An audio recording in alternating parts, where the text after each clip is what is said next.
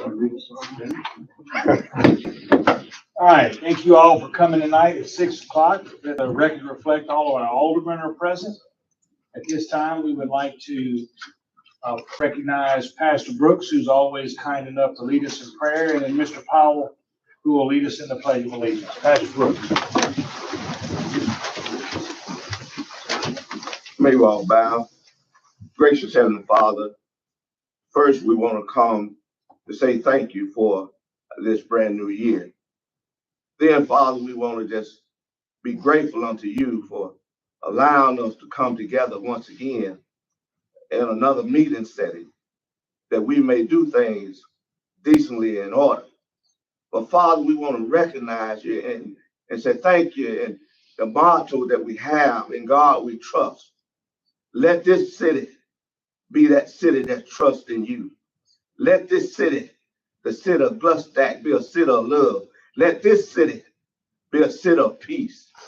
Let this city be a peace for all, a city for all.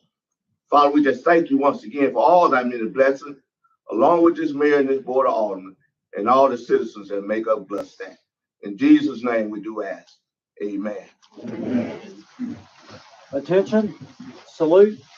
I pledge allegiance to the flag of the United States of America and to the republic for which it stands, one nation, under God, indivisible, with liberty and justice for all. Thank you both for that.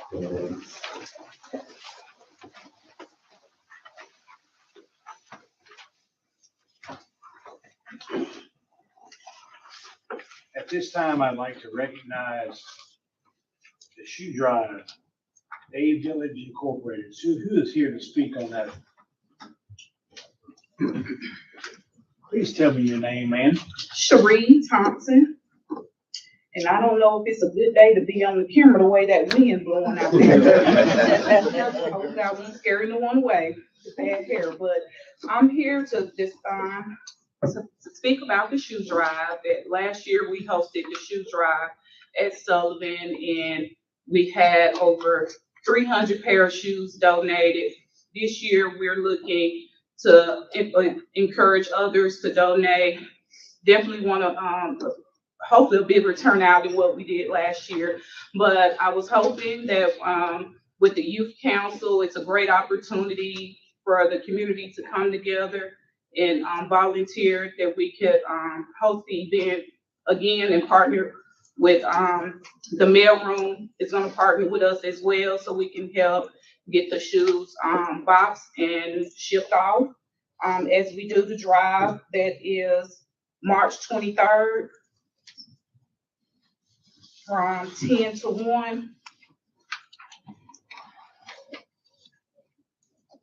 And that's as we collect the shoes that day, which it's an opportunity for us to just help families in need. As any local families that are in need of a pair of shoes, they can reach out to the organization and we will assist.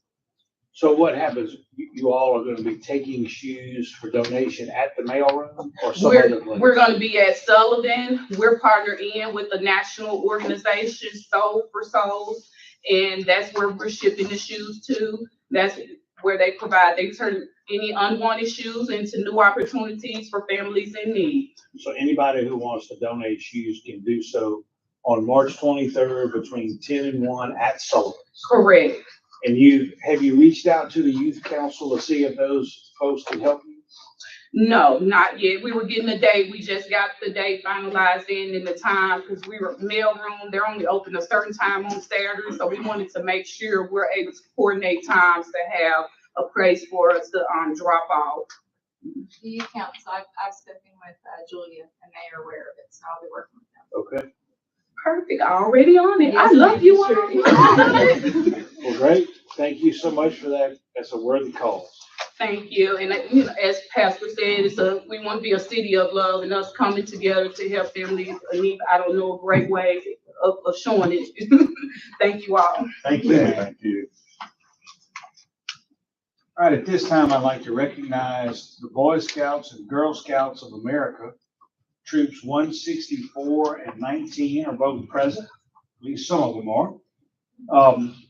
I understand that Mr. Larry Coleman is the Scoutmaster for Troop 164, Mr. Coleman. And Heather Williamson is the Scoutmaster for Troop 19. Welcome to both of you. I have a list of people who are in attendance. Would you like for me to read that, or would you like to recognize your own scouts? Okay. All right, I'd like to recognize these and thank you all for coming tonight. Jonah Bain, why don't you rise as we call your name? Michael Armour, James Pickle, Joe McMinn, Ethan Simpson, Wesley Wise, Thomas Williamson, Caitlin Williamson, Natalia Nennis, I hope I'm pronouncing that correctly, Oriana Nennis, and then in addition to Mr. Coleman and Ms. Williamson, we have Larkin Simpson present, Reese Wise, Kylene Nennis, Melanie Armour, and Jennifer Bain. Great. Well, thank you all for coming and congratulations for being scouts and participating in the community.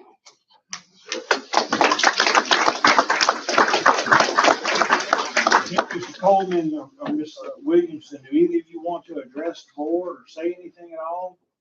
You're welcome to if you'd like to.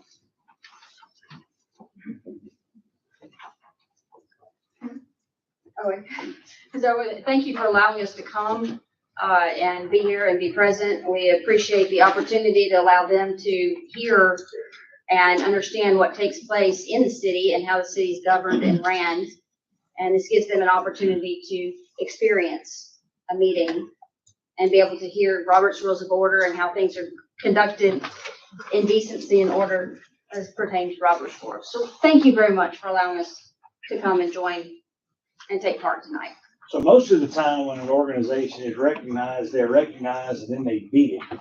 So you're telling us you're going to stay to observe. We're in the state to Awesome. observe. I think I have two that do need to slip out a little early Awesome. at 7 o'clock if we go over. Okay. But definitely they need to stay and observe and watch and understand, especially if there's a point of debate on the agenda tonight, and see how the pros and cons present their sides. And Great idea. is there anything else you think of? Oh, and mass communication and city community. Yeah, I think it's a wonderful idea. I wish I had had the opportunity to do this when I was your all age. Y'all want to get a picture real quick before we move on? I know y'all can do it orderly and quickly.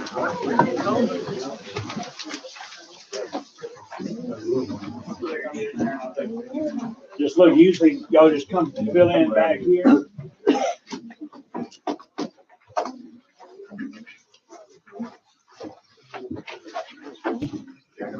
on in, y'all make yourselves at home, get in.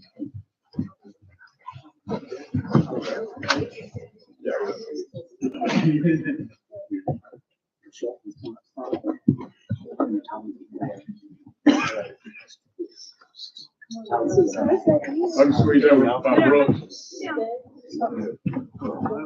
Y'all fill in, Hey, yes? Tammy, you can probably get in the front.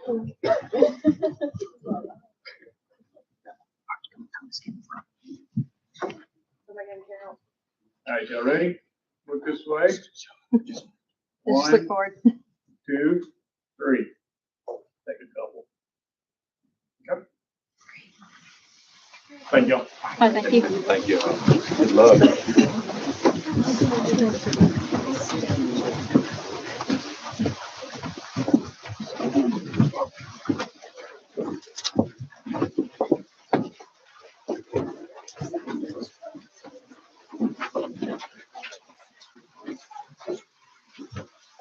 All right, we'll move on to the consent agenda. There is one item that we need to add to the consent agenda.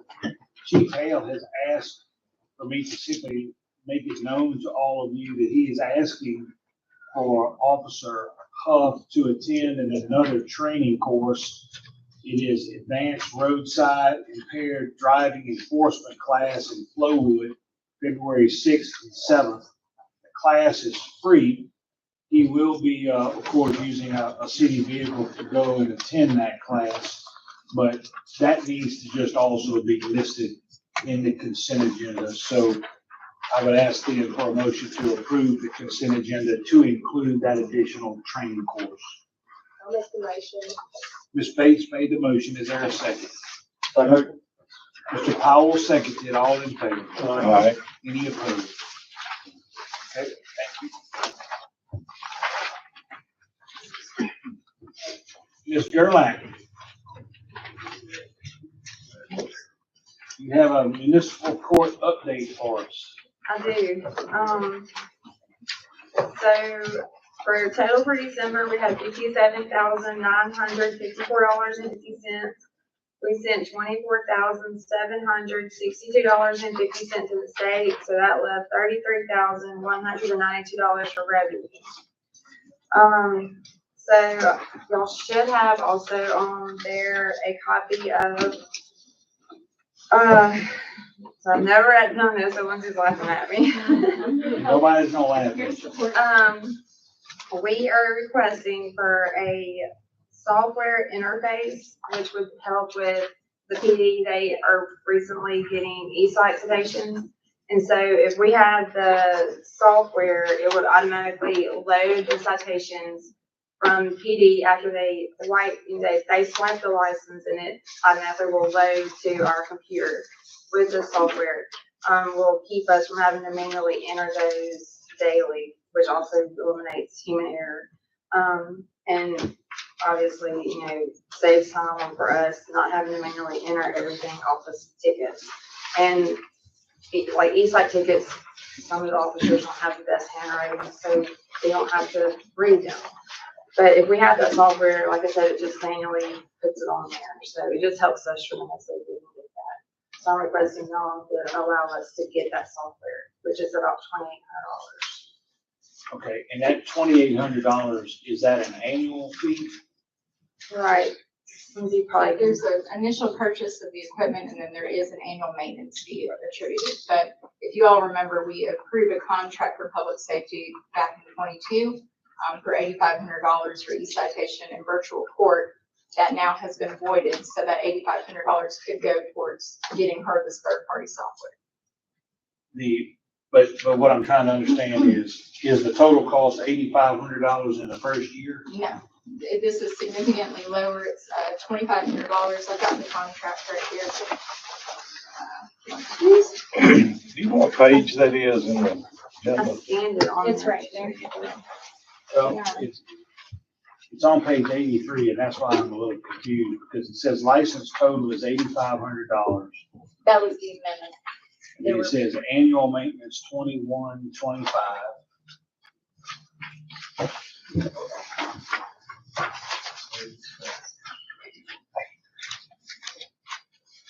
So $8,500 is the original contract that was amended to void out the equipment and the software and licensing. It will be replaced with the $2,500 contract. I think this is the one. Yeah, this is the new quote that she was given. And that should be on page.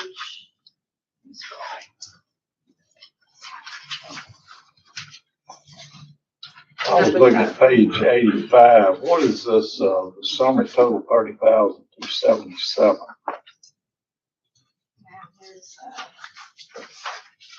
all that's. Got a one-time fee of 30,277 and recurring fees of 2865. That's the old public safety contract. We included that for point of We- reference. We don't have any of the new stuff here. That's why everybody's asking. Okay.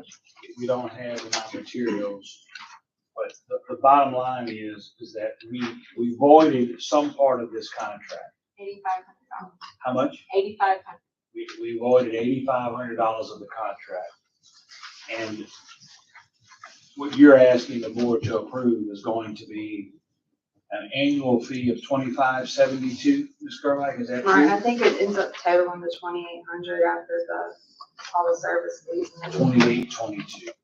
Well, it says a one-time fee of $2,822 and then recurring fees of $25.72. So is the one-time fee just the first year, and then we pay $25.72 thereafter? How does that work? Very, Yes, it's an annual maintenance fee, just like with Tyler. There's training and implementation. So what do we owe in the first year? It's 2,800 in the first year 28, 22 in the for first the year. equipment and the licensing, plus the I think it was 25.72 for the maintenance contract. So, A total of about 5,000. so it's about $5,400 in the first year, Yes, and then every year thereafter, $25.72. yes, sir. And I'm Is looking. that right? Ms. it's Caroline? whatever, he had in that amendment, or, yeah, in the first quote, that was just what Barry and them had ordered me. So, Chief Hale, can you Monday add varies. something, anything to this? We're just struggling with trying to understand the money part of it. you know, I had originally talked to Aaron on getting that software. Y'all knew about, he's wanting to know the exact amount. As far as the new software, Yes. it was 8,000 or something, and they, I guess what's the word, annulled that, did away with that, because we never paid it. We were under contract with Tyler. Yes. We were gonna spend $8,500 Yes, sir. a year. We got that. And we got out of it. avoided that. Yes, sir. I understand that entirely. The next question though is, I'm trying to figure out what's it gonna cost if we approve this tonight for the first year? And then what are our recurring maintenance costs thereafter? My understanding of the contract was 2,800, and then the 2,000 or something recurring. That's what the contract. That's all I got. It was a one-time fee of 28, 22, Mayor, and then the recurring fee was 25.72. I guess that's the years after. So we paid the 28 and the 25 in the first year, and then 28 thereafter, or is it just 28 in the first year? I mean, I would have to check to verify that. I'm not sure. Well, about I that. tell you what, why don't we let you guys sort through all this so we can get some concrete answers, and then we'll pass on it later on, okay? If y'all would figure that out and come back to us with that, okay? All right, Ms. Stockton. Item number 6.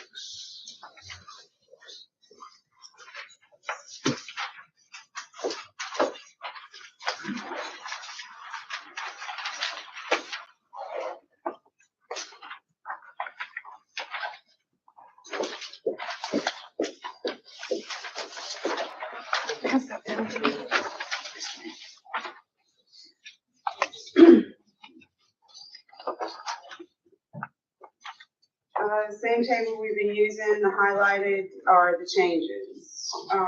About ready to close out coronavirus. We're still working on getting our cameras in. We do have the second quote. The ALPR grant, we're gonna have to do a brand new modification on that.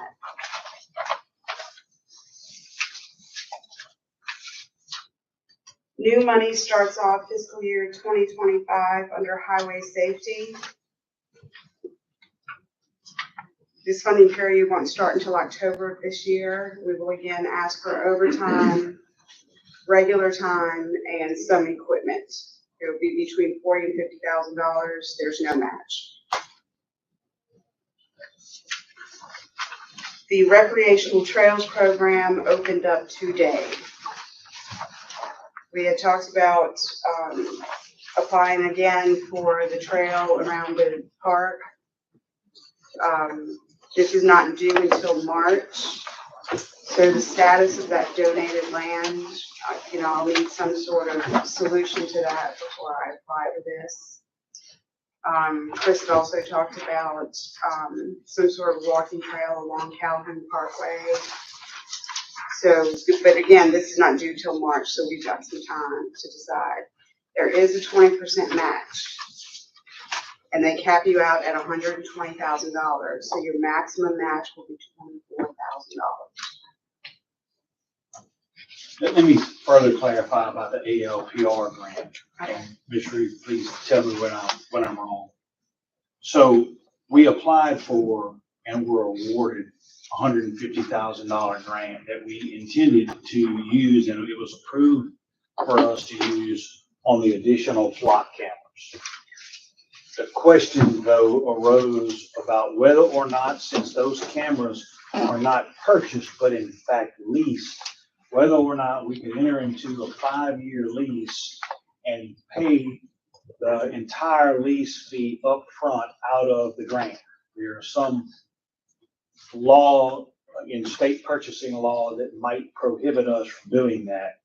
And we are trying to satisfy ourselves one way or the other, whether we can or cannot do that. It might be that we are unable to spend the entire $150,000, that we will only be able to use 1 year's worth of the lease costs and have it paid for in that grant.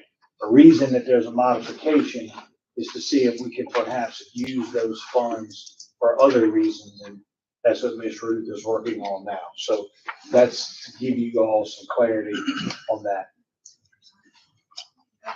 Yes, ma'am, Ms. Williams. The grant information that was before us at the special meeting we had a few weeks ago, I thought said purchase equipment and that it has to be on your inventory. So leased equipment, that's not how leased equipment works, right? It's not a fixed asset. Asset. So are we, Yeah, there's, what we don't know now is if we can lease, although the grant approved says purchase, and we're making some modifications. The grant approved us to use it to pay for the cameras. Whether it's leased You versus, can lease on a grant. yeah, whether we lease versus purchase really was a fixed asset, how we kind of track all of the city assets. we just wanted to clarify to you all that they are leased and we would not own those cameras. They are not even our fixed assets. But you should be maintaining another units. Yeah, we have right to inventory. use, the right to use assets, that would be considered. The problem is that there are confusing attorney general opinions that some say or suggest you cannot front load or front pay a lease while in the same body of the same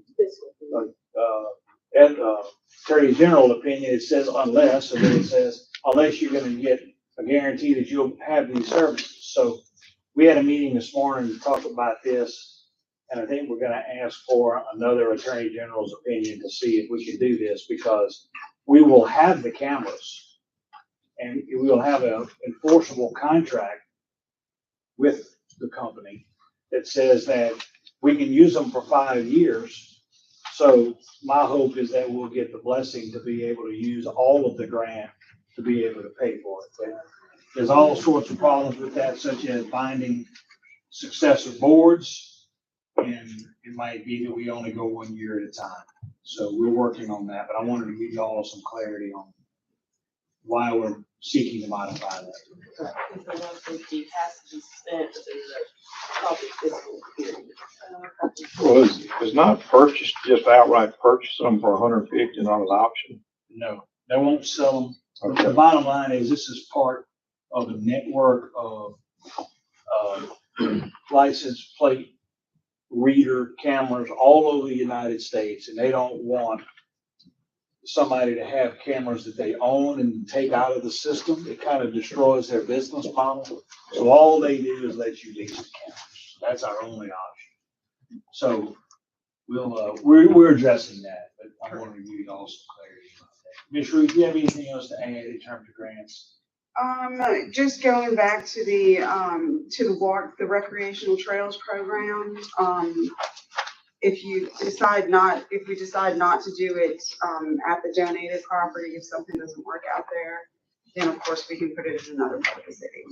But again, the application is not due until March, so we have some time to figure out whether or not you're gonna have $24,000, or if I need to kick it down, maintain it at $75,000, or what we're gonna do about it.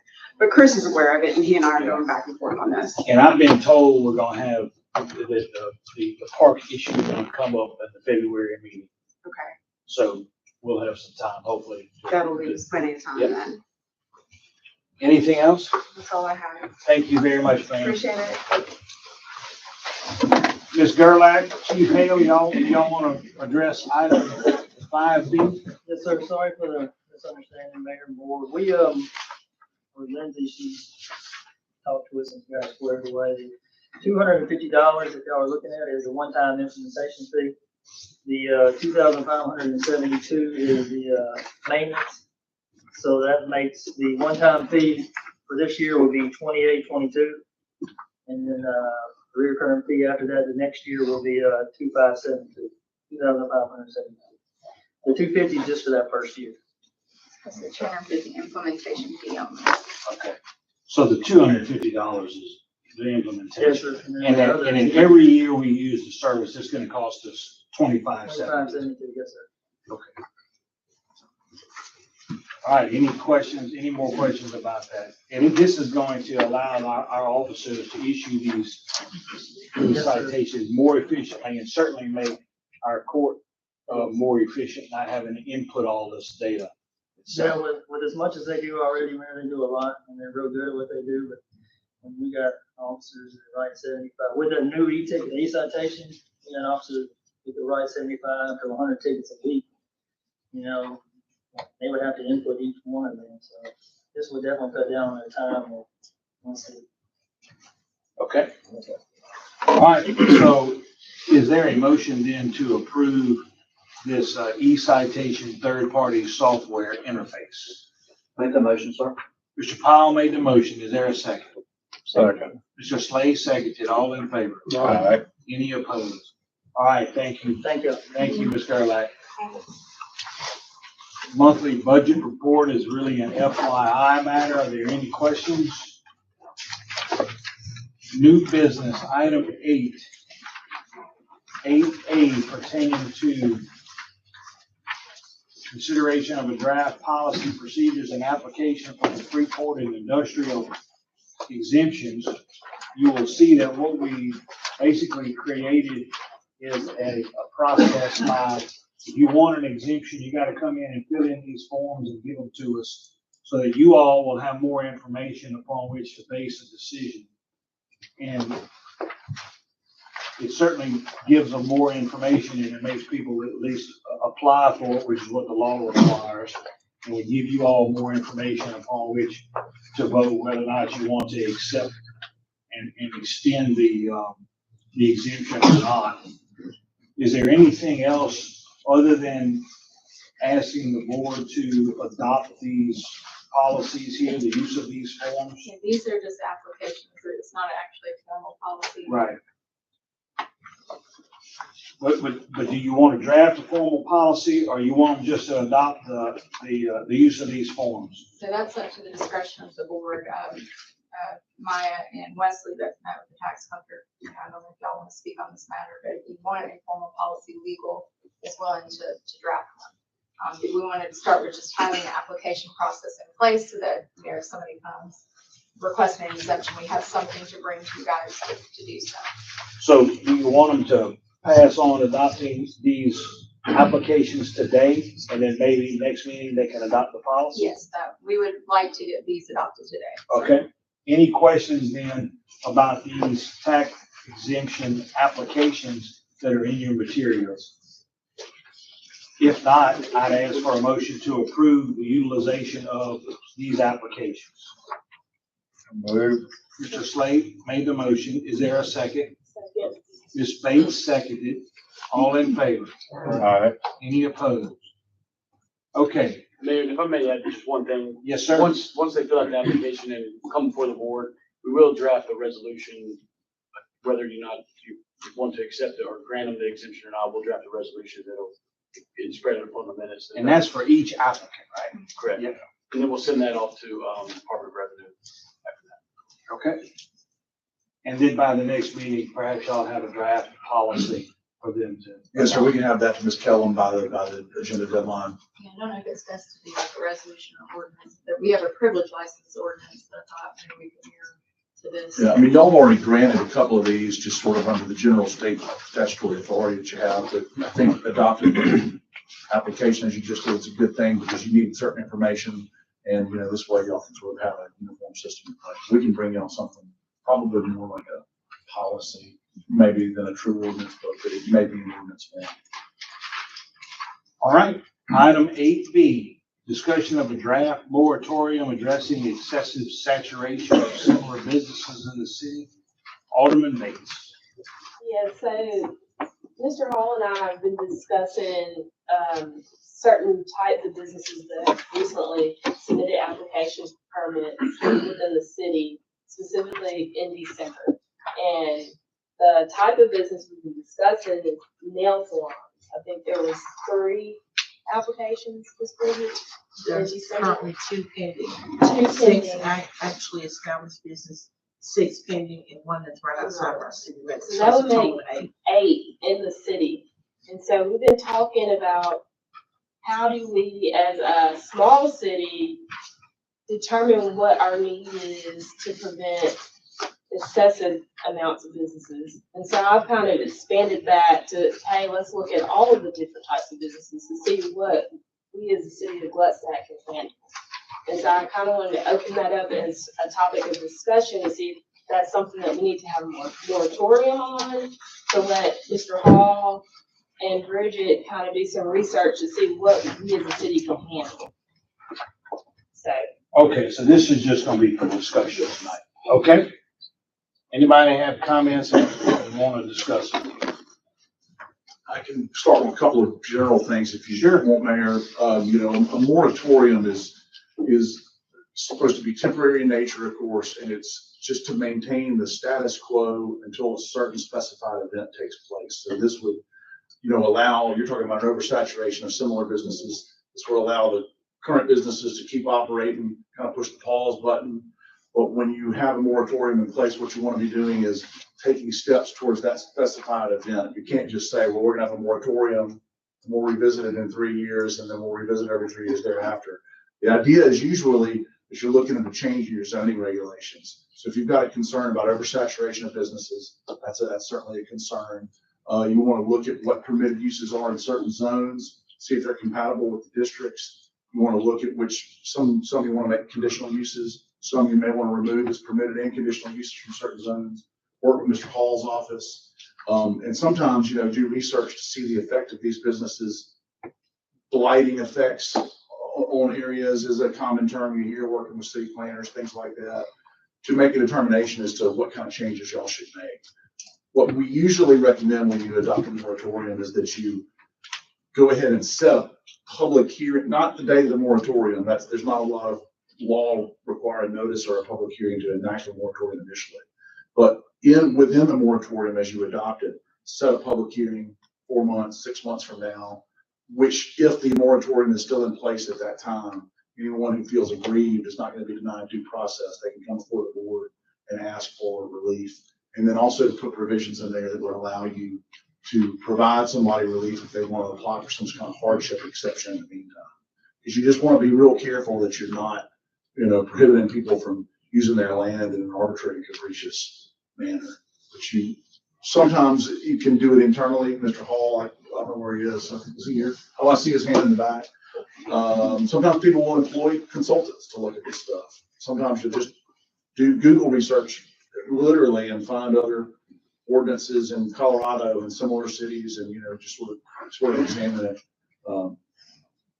So we kind of wanted to hear what y'all had in mind before we drafted the moratorium. I think when it was brought up, the agenda deadline had already passed. And so we thought we would come tonight, listen to your discussion, draft something for y'all to consider next month. You want to be careful you're not targeting specific applicants, obviously. There could be federal lawsuit that can rise from that, which that can have been litigating for some time for another municipality. But we kind of want to hear your concerns, and then we can sort of help shape and direct it, temper it towards what y'all need to accomplish. Okay, thank you, Mr. Scanlon. Anybody? Mr. Hall, if you want to speak to that too, because I know we've had a good discussion about it. Good evening. Yeah, when reviewing all the build outs and all the plans, I know all the site plans and everything come before the board, but you don't necessarily see all the build outs that go into those retail establishments. It did start mostly again with nail salons. When I realized we had number 7 and 8 turned in, I thought, you know, I don't not want business to come here, but at the same time, I don't want to end up with so many of one business that in 3 or 4 years, we have several empty shelves where business used to be. So that was my concern, was how could we put some ordinances or controls in effect to where we don't saturate the market and we end up with empty shelves in a few years, and we try to fill them. But nail salons, the exact numbers kind of surprised me. We have 7 hair salons and 8 gas stations. And then I looked at how many were actually registered with privilege license, and that's even lower. So that's another issue to address. But again, I'm not wanting to tell people, no, you can't build here, but I want us to be financially responsible as well, because I want to see businesses thrive. I don't want them to come in and struggle and make existing business possibly also struggle. So just looking more for guidance and whatnot for controls that we could put in place on the planning side. Do you warn those people when they come in before you that, hey, we already got 7 nail salons? At this point, I do. It just kind of kicked in. We had already had these submitted, and I looked at them at the architect and I said, this is number 7 and 8. This is getting kind of excessive. So I bought, I hate to say it, I bought a lot of gift cards at nail salons, and they're always packed. Right. And I know some of them are related, brothers, sisters, cousins already. Right. And I just think it's a slippery slope once we get on it. We look at pizza restaurants next and things like that. I mean, I Before long, understand. we'll be looking at lawyers and accountants. And I've already had somebody say we got too many dentist offices, too many dentists in the city. I mean, I've heard that don't as you well. think that there's 7 nail salons and the people are willing to invest their time and their resources into a business that they probably think it's worth it? And if there's a need for 7 nail salons and 7 hair salons and everybody needs gas. So it seems to me that those are all market-driven issues. And as a city, the last thing we ought to be doing is picking winners and losers. That's for the free market to decide, in my opinion. That's my comment. But anybody else want to comment? Ms. Bates? I was just gonna rebuttal your Yeah. comment. How I look at it is, you know, we already have some businesses that have already left the city. And so we just want to make sure that we can continue to have that residual income. How do you do that? It's got to be a happy medium in between. So Yeah, I don't see how telling businesses they can't open in a city that's less than 3 years old it's is temporary. going to promote the growth of the city. That's the problem that I had in the city. And just because you open up your own standalone business, I mean, there was a restaurant here that sold jambalaya. That guy apparently thought that was a good idea. He was the only one like it. And he went out of business. Turns out it wasn't that good of an idea. But he was the only one that tried that. So the market tends to take care of those things. So anyway, Ms. Williams?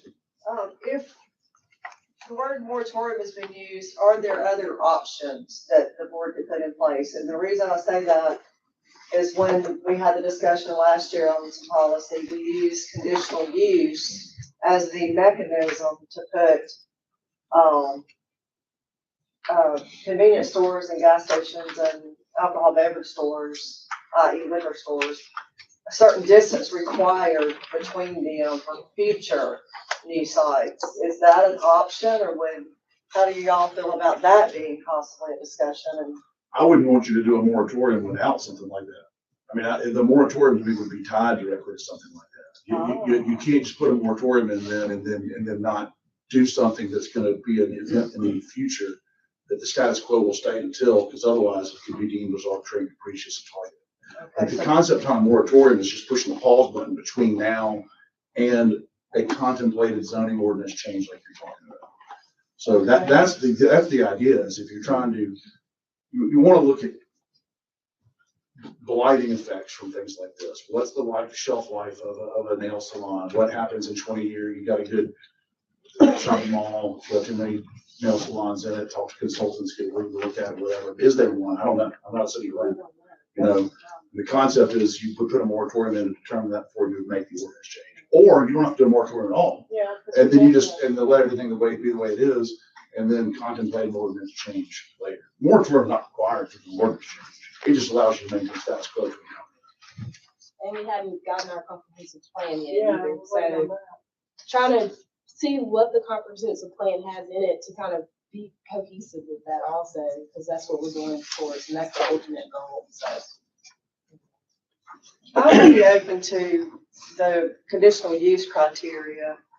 So each applicant to open said nail salon 101 would have to come before the committees and what have you for approval, and putting that distance requirement between them like we did the others. I would be open to that. Because that's something we could go ahead and move forward with if this was the direction of the board. You know, exactly how does the city, I guess, enforce this? Because site plan, and I know a lot of these retail buildings are 10,000 square feet, and over 5, 6, 7, 8 tenants or whatever. Well, when we approve a site plan, we don't know really what those businesses are going to be. There's no retail or whatever.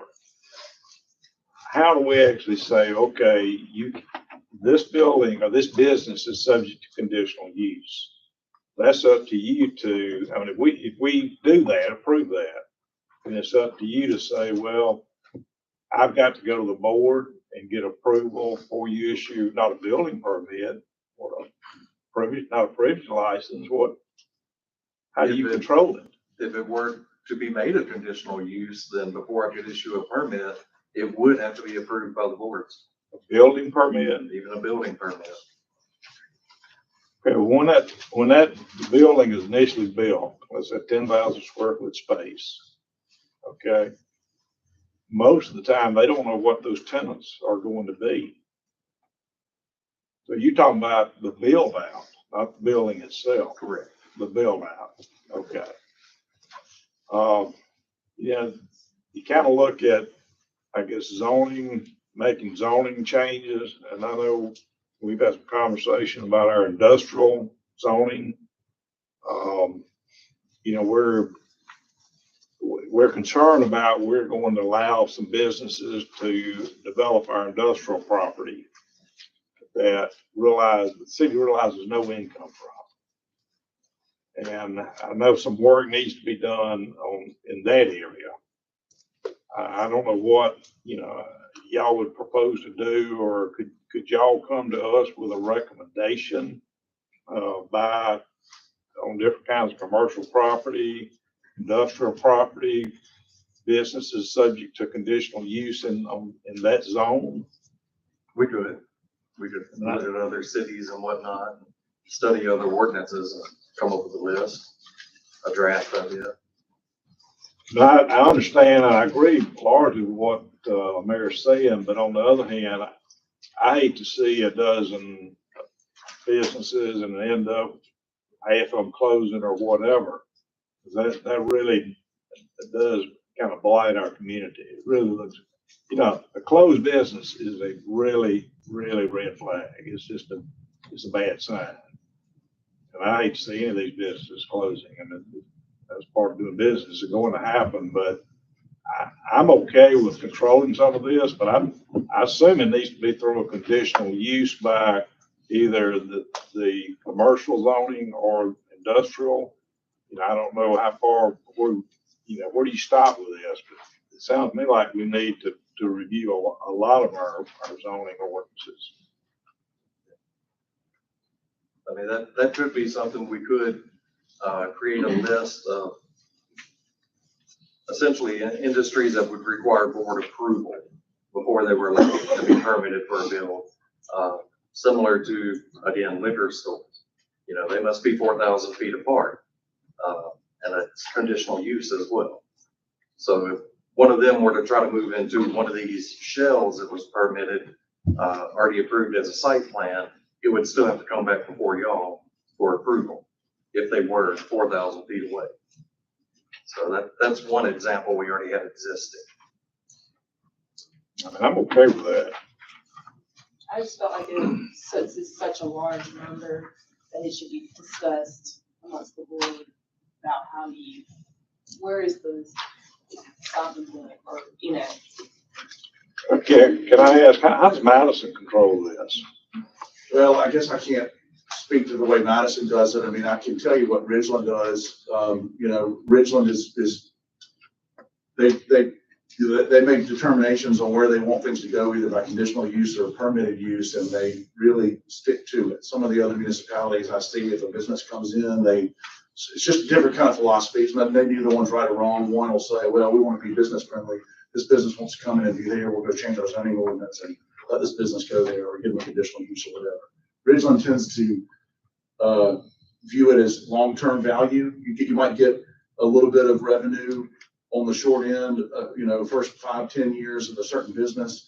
But then if you end up having vacated buildings and, vacated malls and things of that nature, they try to look towards long-term viability of the area, compatibility of the area, see what kind of, it's one thing to have a good revenue source from a single, business or something, but it's another to think 25, 30 years down the road, is the entire area going to be high ad valorem tax. And the Ridgeland raised taxes 34 years, and their population has grown, and they've indexed, and it's because their revenue has increased because of the development, and the way, in my view, the way they are very, very on top of their zoning rate. Their community development board's got dozens of employees,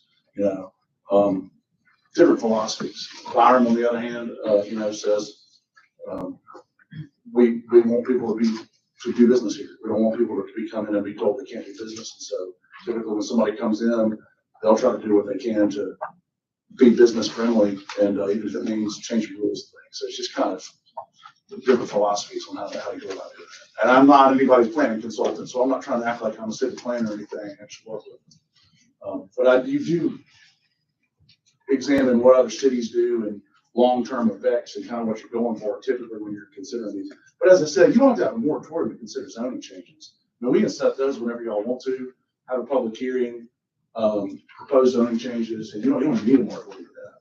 But if you want to just kind of push the pause button between now and that time, that's what a moratorium is for. Well, I'm not for a moratorium. I think we all want everybody to view Gluckstadt as a business-friendly city, of course, because we need growth and development. But on the flip side, I want to take the long-term view myself. Looking down the road 20, 30, 40 years, I want quality property out there. And you look at Madison, that's what they have. For the most part, that's what Ridgeland has. If we need to control it more or better, I'm all for it. And it sounds like reviewing some of our zoning ordinances and making maybe some of these businesses subject to conditional use, maybe from a legal standpoint, the best way to handle it. That's pretty typical. If you feel like there's an oversaturation of businesses and you want to make sure you can govern a little bit more, it's just to make it where they have to come get a permit from you and make it conditional use, depending on the zone. And, I guess it would just have to be, I would want to work with William's office, and I don't know if y'all would want to have anybody else involved, and let William do some research, and then we can craft a recommendation that William could have for y'all, and we could bring it for y'all to adopt. But any change to the zoning ordinance requires a public hearing and publication and all that stuff. So we have to have advanced, even today, getting it all done by the February meeting is quite a task. So I would think it would be March the earliest. But we could start the process to bring that back next month. Certainly, as the discussions can go on, it's just because of publication deadlines and having to have 15 days, you got a weekly newspaper that effectively means 21 days. And then you need another week or so to give them. I mean, it basically means we got to get the notice to the paper tomorrow. Y'all haven't told us yet whether you want us to do this or not. So it's hard to turn it around in a month.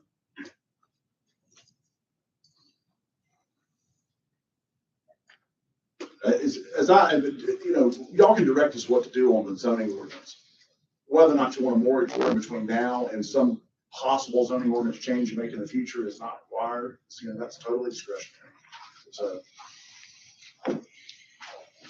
I'd like to look at some conditional uses, maybe even expand it to industrial. And now's a good time now's a good time to address, all of it. I mean, of course, I don't really know where Mr. Watson is with regard to this. I have not heard. Yeah. So I talk to him pretty much every week, and I can follow with him on that. Because that's obviously a big piece in getting your own zoning ordinance. You're still operating under kind of a modified county ordinance, so. All right, any further discussion or direction on item 8B? So is there direction to bring something back next month, or what would you like, or y'all do something? Yeah, that's fine. I mean, yeah, we'll work with Mr. Hall's office and, kind of put our heads together on, and then I think as he looks at it, he probably has some ideas to bring it on. Yeah, we can bring y'all an update on it next month. Again, time-wise, I don't think we'll be able to have anything ready to actually put in place, but we can discuss what all we came up with. All right, thank you very much, Mr. Hall.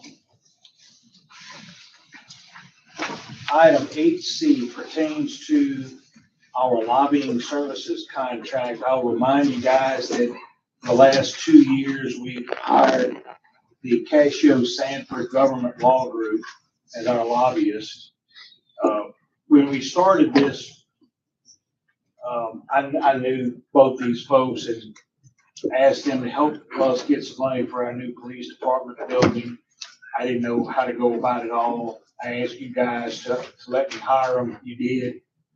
At the time, they were getting paid $5,500 a month, but every other city and municipality that they contracted with, they agreed to do it for us for $30,000 a year instead of $5,500 a month. They did that for 2 years, and they were very successful in getting $1.75 million for the city. They've asked us to again contract with them. This time they want to go to $42,000 from $30,000 a year, which is still below their normal fee of whatever 5,500 times 12 is. So they have been very important to us. The session just started and they are down there every day trying to help us get additional funding, this time to widen Gluckstadt Road and for other purposes. So it would be my recommendation that we again contract with them. Their $42,000 fee is $12,000 higher than what they've charged us the last 2 years, but it's still fair and it's still below their market rate. So I would ask then that you allow us to do that with them. I have a question. Yes, ma'am. What did we allocate in the budget for this?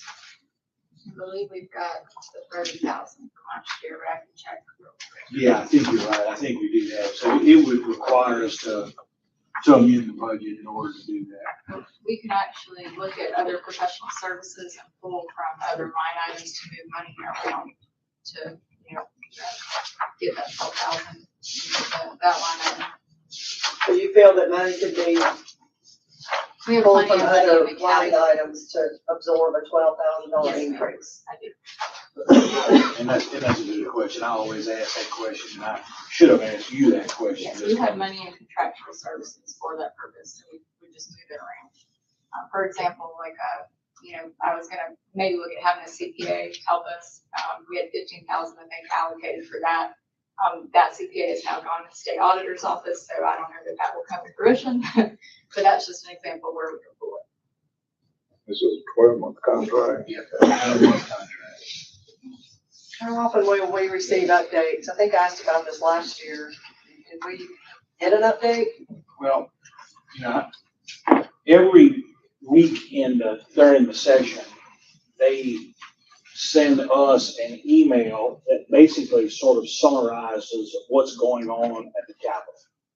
They do not, and I do not ask and would not advise asking them to send us weekly updates on every conversation they have with every legislator about what they're trying to do for us.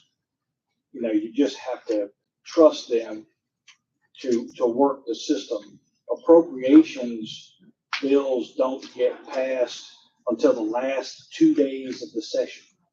So a lot of times in the past 2 years, the powers that be at the state capitol have asked us to be very quiet and patient about funding mechanisms that they were trying to do for us. And I have abided by that because I didn't want it in the newspaper.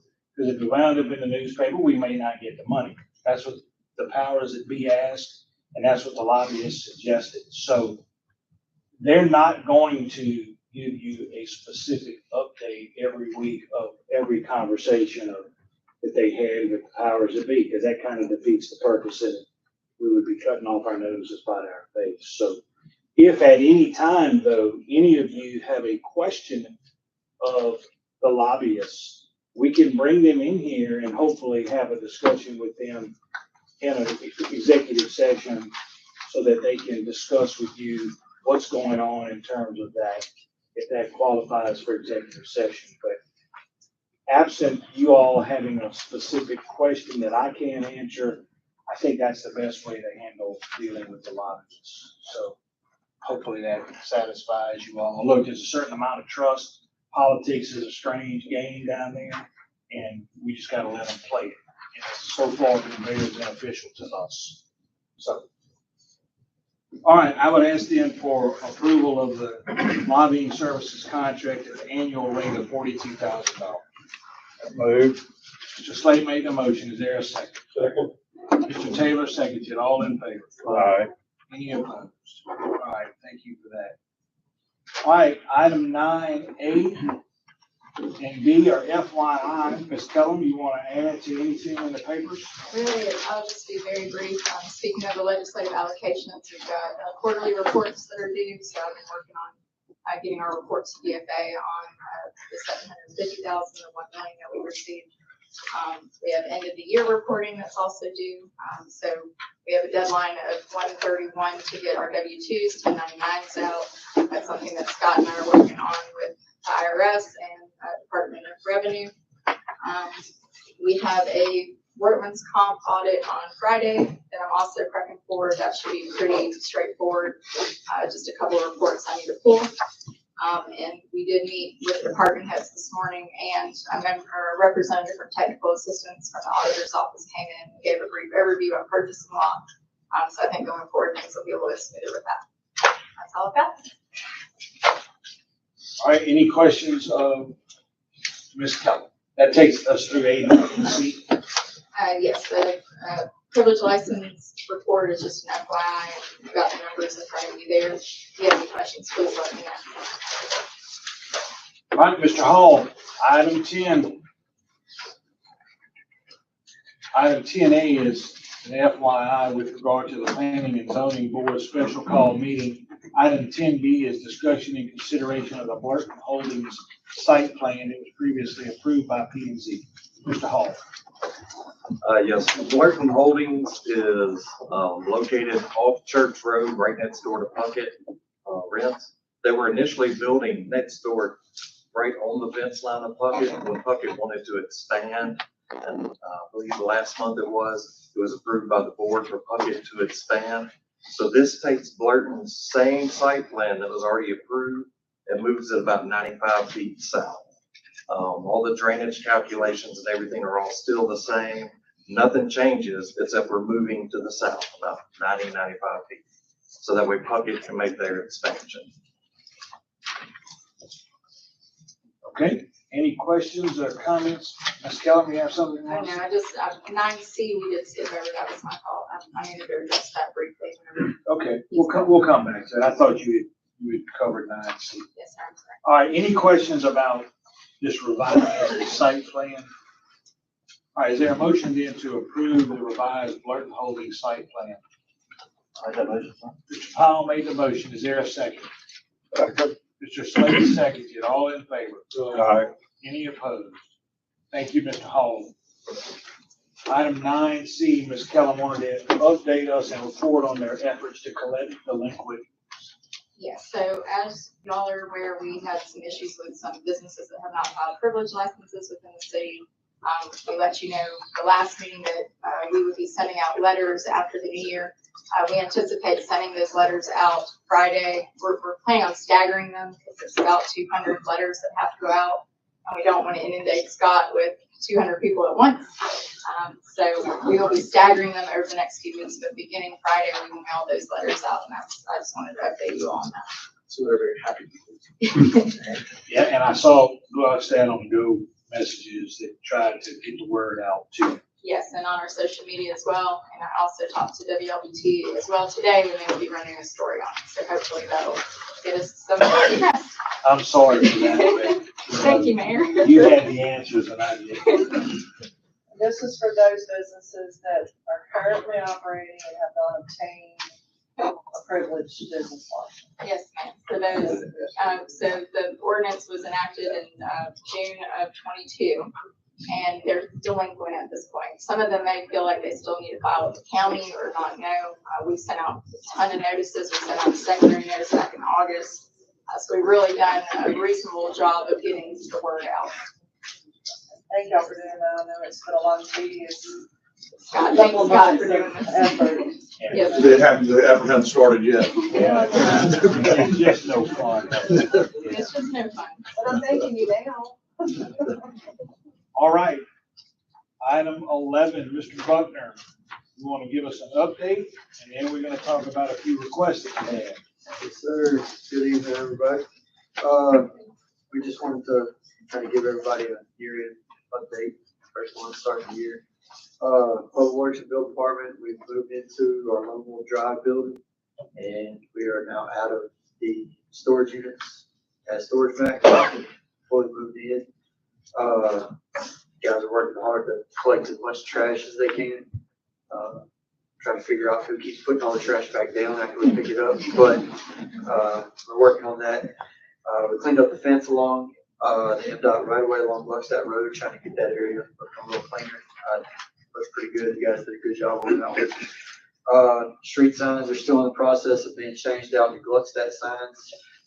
They are working on Bear Creek and Bradshaw Crossing subdivision next. They're actually putting them all up on brackets and calling in their locates.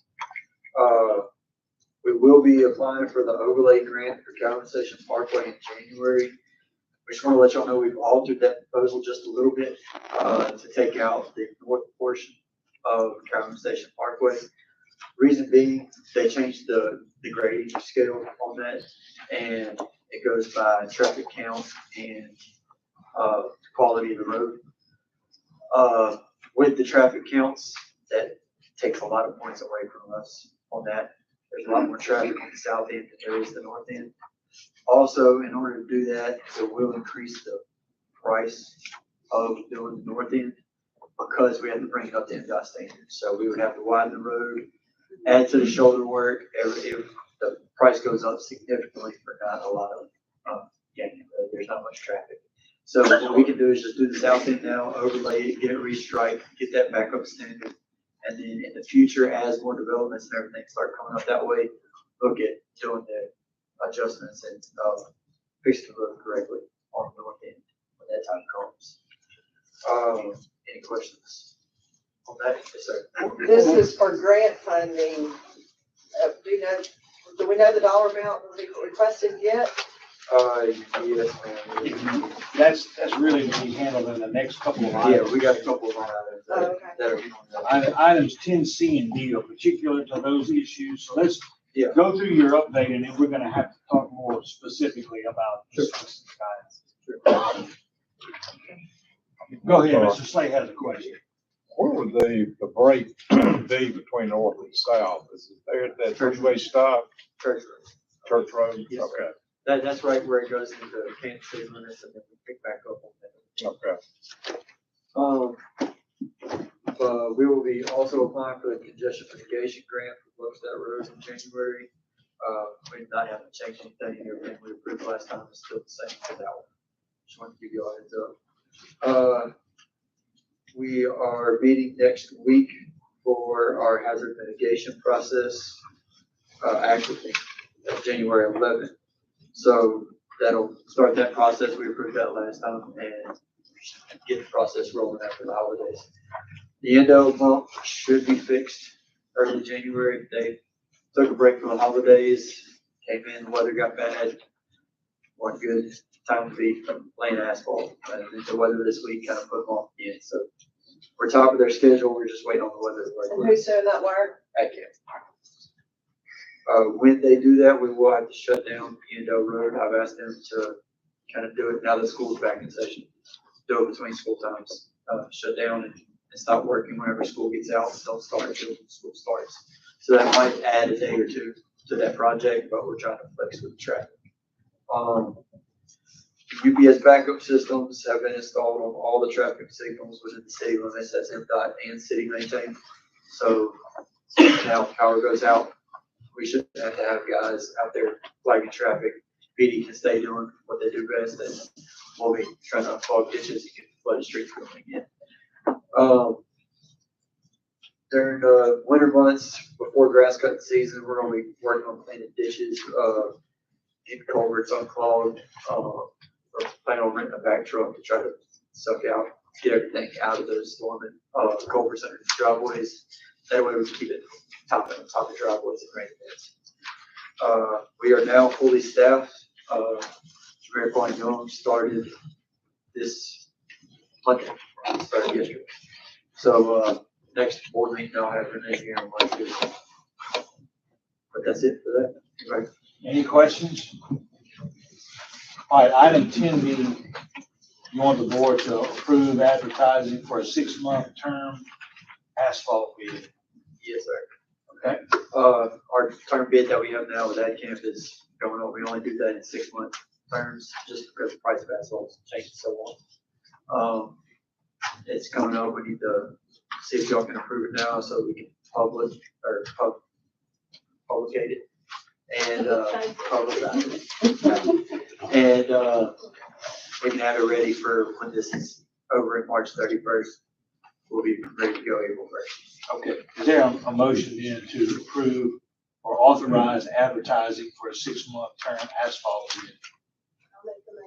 Mr. Bates made the motion. Is there a second? Second. Mr. Slade seconded. All in favor? Aye. Any opposed? All right, now, this will go back to helping answer. I think Ms. Williams had questions about some of these grants and things with regard to Gluckstadt Road project and also Calhoun Station Parkway project. So item 11C. All right, that'll be Gluckstadt Road. This is the one we're gonna do a 50-50 match with the MPO. It's looking like we'll be, federal funds will come $3,481,050. We will be matching $5,531,050. What we need from the board tonight is just to authorize this attachment A to be signed so that we can apply for the grant. All right, let me see if I can fill in some of the blanks here. So what we decided was we would up our participation in the hopes that we would have more likelihood of getting the grant. And what we're looking for is this $3.4 million in federal funds. Yes. If we get the $3.4 million in federal funds, we've got to come up with $5.5 million in local funds. Yes. Over time. Right. It's not next year. It's, And so I want to let you all know, if you've been reading the news, you probably have seen the stories. Every year, Makita and the Madison County Business League meets with every mayor of every city in the county.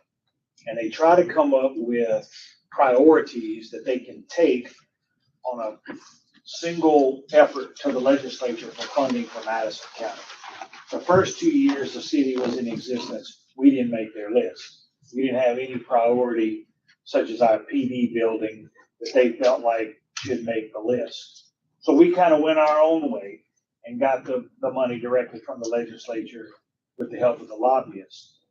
This year, after the round of meetings, they called me and said, you'll be pleased to know that the Gluckstadt Road widening project has made the list of priorities. It was actually, I think, number 3 following the continuation of the Reunion, Bozeman Road project, and then something else that I can't recall.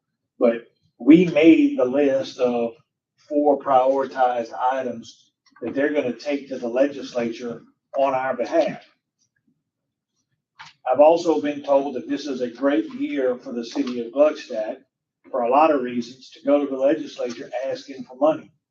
I've told the powers that be there, including the lieutenant governor, that the widening of Gluckstadt Road is our single biggest project, and it's gonna cost us about $5.5 million to pay for our part of it. So it is my hope that we will be able to get, if not all, very close to all of the funds that we need in this legislative session to come up with our part. So that kind of gives you all an idea as to why we did what we did and how we're there. If we get the grant, we're gonna get $3.4 million of federal money, and that's what we're really shooting for. That's what we're really trying to get. All right, any questions about that? Comments? Well, how will we fund this? I mean, we're talking about a total project of $9 million. 3.5 coming from the state, whatever, us putting in 5.5. Correct. And All right. whatever When we start construction, I mean, are we required to pay all of it at that point 2 years from now, or how will we fund our part?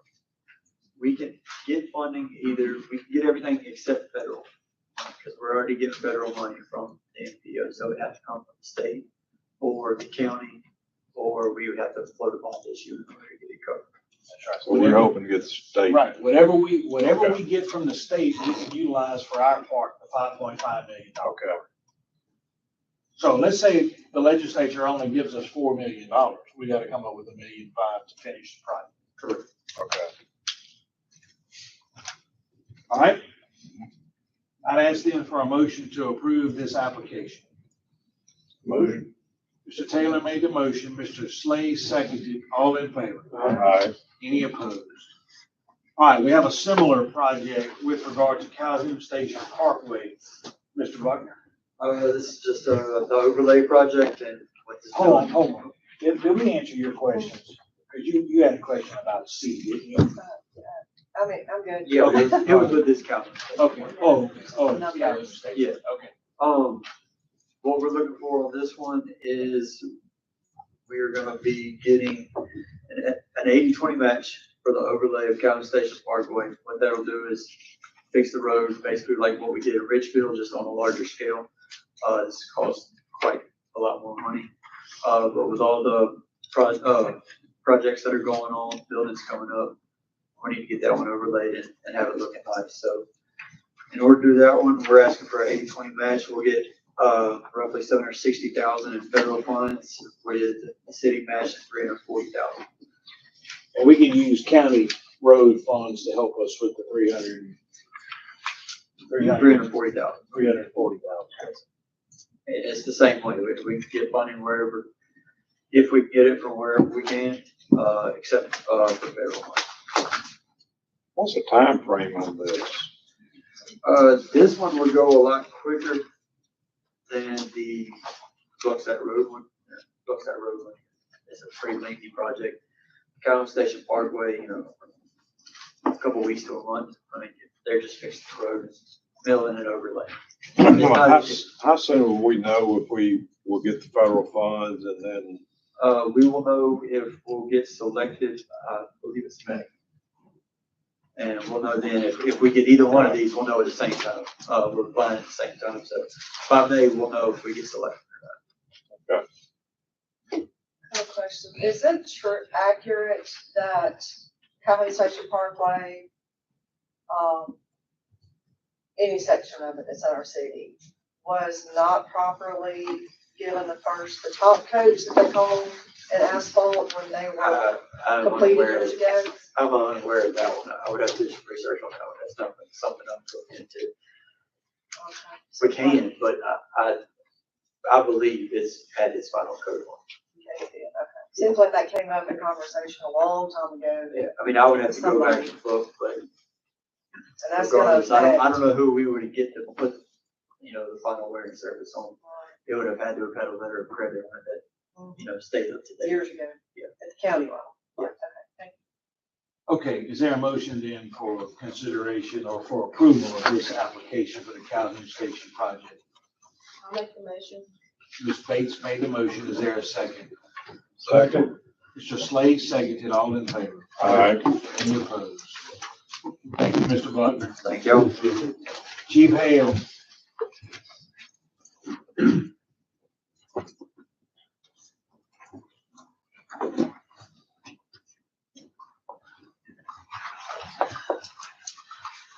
Chief Hale on item 12A. Good evening, y'all.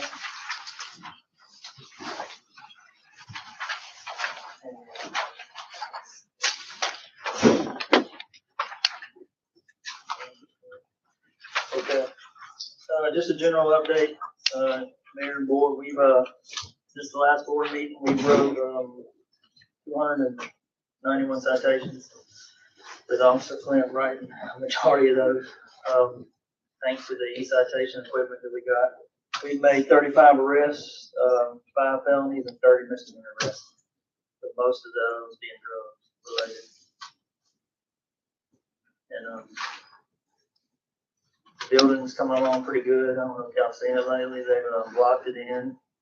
Some of the inner blockings, they got a roof on part of it, so that's coming on strong. That's all I really have as far as updates. Any questions of Chief Hale about just general updates from PD? How's our Arcado friend doing? He's doing well. Still, doing his own little training out, but he's alerted on a few things. Or she has alerted on a few things. So, Has she visited the schools yet? not yet. I intend on taking her. I actually teach or teach it's a law. I don't know if you've heard of the law and public safety class they have in Germantown. So I teach there every now and then. I think we're going to take her up there and do some other things for the kids. So. Okay, Chief Hale, let's go to 12B. You want 5 body-worn cameras bought. Yes, sir. As I appreciated, the total cost is $23,973.16. And that is going to be paid by a grant. Yes.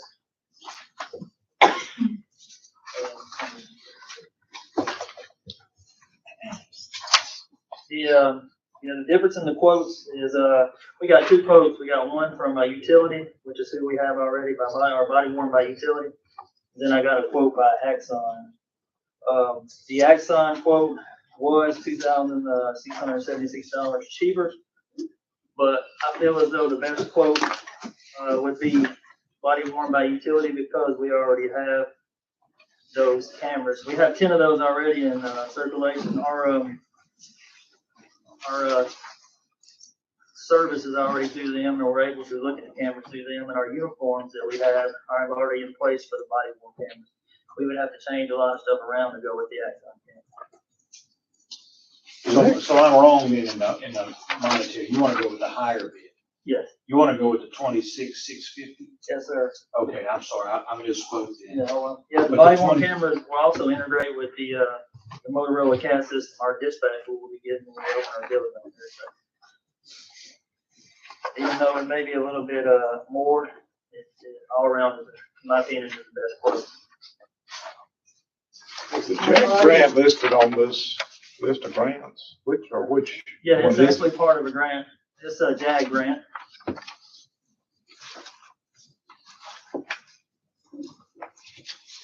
It's a JAG grant for the fiscal year 2022. That's one of the 22,692 reimbursement requested. Yes, I will. No, that's the PPE grant. This one should say JAG grant. Okay. It should say for $6,000. Justice programs. Yeah. 6850. This one's 6,000. It's 6,800 something, and we have 1,000 match. So $1,000 match. I guess the question is, you're saying that the bill is going to be $26,650? Well, the cameras are going to be 6,000, and we're going to have $1,000 match, and then the service. I have to do with the service. The rest is going to be the service, the maintenance fee. I got you. The cameras are $6,850. Then we have to pay a maintenance fee after that. Kind of like, it's basically what we're doing with the 10 cameras we have now. So we can use this $6,850 from this grant to pay to purchase the cameras. And we're committing to 26,000. Yes, sir, over the 4 or 5 year period. Okay. And that's in your budget? Yes, sir. Any questions? But right now, we have 10 cameras and we have almost 20 off, we have 20 off total. So we're having to, kind of ration our cameras, one of them out. So we really need those 5 other cameras.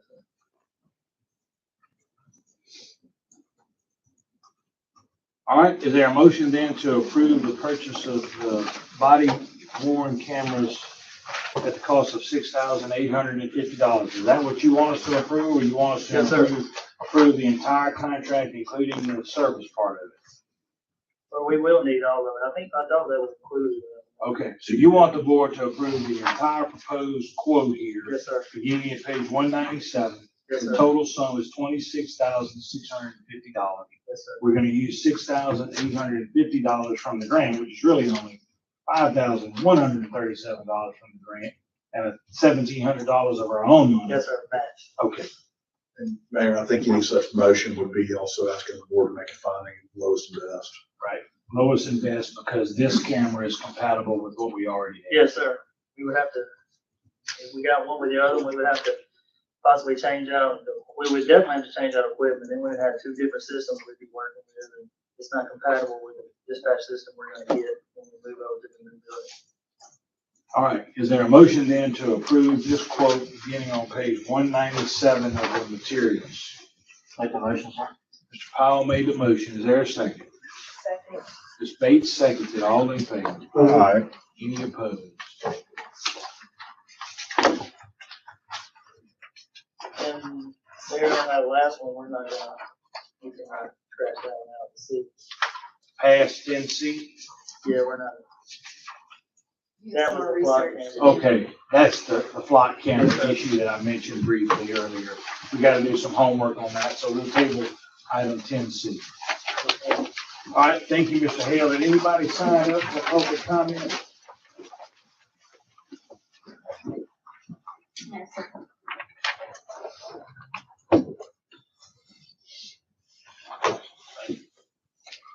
Yes, ma'am. Well, one of the 2, Boy Scouts on the right are not recognized initially. Can we take a moment to?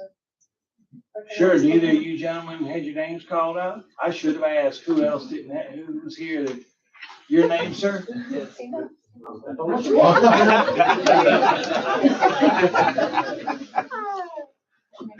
I'm Brooks. Brooks? I'm Brooks Fondren. Fondren, Brooks Fondren, okay, I thought I called out his name, I mean, I didn't. All right, and sir, your name? Hello, my name is Thomas Bennett. Thomas Bennett. Yes, sir. Well, welcome to both of you, thank you for being here. So you all had the opportunity to, somebody else? Sir, your name? Hunter Twyford. Nice to have you here, ma'am. Camille Rodriguez, thank you very much for being here. Sir? Reeves Young. Reeve Jones? No, Reeves Young. Reeves Young, I'm sorry, I can't hardly. It's fine, it's fine. Hi, thank you, and welcome, to being here. So, since you're still standing, I'll ask you.